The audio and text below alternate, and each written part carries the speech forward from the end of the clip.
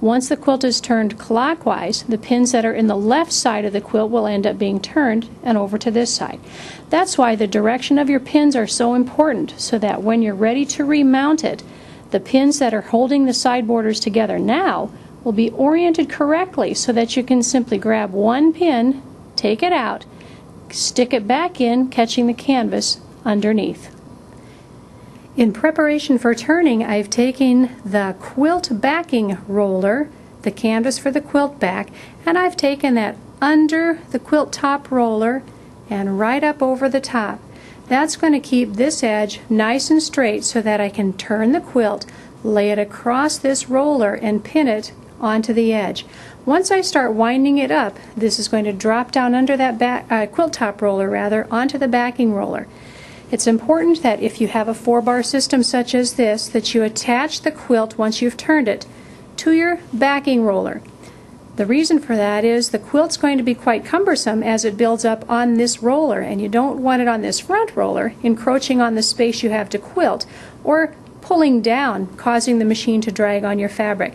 If your machine happens to be a machine that has what's often commonly referred to as a belly bar, where the quilt travels over one roller and then down to 2 lower rollers, then it really doesn't matter which roller you attach it to once you've made the turn. This will make it easier for those of you with an APQS machine and others that are a 4-bar system to make the turn quite simple to do.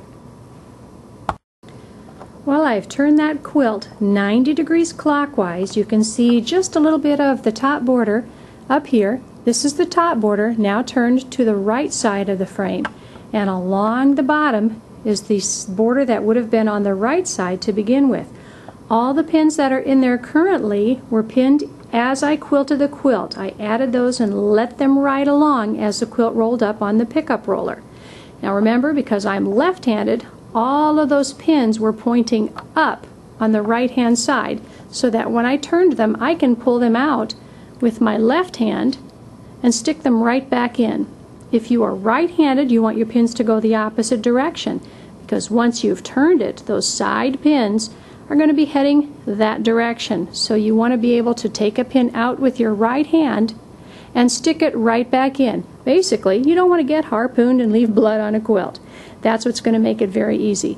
And you'll notice I've got extra stuff on the sides that was there when I began, such as extra batting, backing, even a couple of areas that I used to test my tension.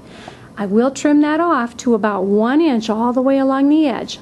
Then I'm going to use the very edge of the quilt, and with my fingertips I'm going to feel the edge of the quilt and align the edge of the quilt with the edge of my canvas. Once I have those two in line with each other, I'll simply start in the center. I'll pull out one pin, stick it down, making sure I've caught the canvas underneath and keeping those ends aligned. I'll progress out to the right and to the left, one pin at a time. The one little extra hint you'll have to pay attention to, because the quilt, you can even see some puckering in here, it doesn't have any quilting. It's important that before you remove one pin and move to the next, you grab the entire quilt sandwich and tug out firmly in the direction you're pinning. Basically, you're trying to make sure that the backing underneath the quilt is staying nice and smooth. You don't want to quilt any puckers into the back. And since you had the quilt taut the other direction, once you've turned it, you want to equate that same pressure out to the left and to the right as you pin. So to review, I'll find the center, line it up with the center mark on my canvas after I've trimmed away that excess. And then one at a time, I'll take one pin out, align the edge of the quilt with the edge of the backing roller canvas, and stick it right back in. Before taking out the next pin, I'll tug on the quilt sandwich so it's nice and smooth. Out comes the next pin, back in. Tug, out, in.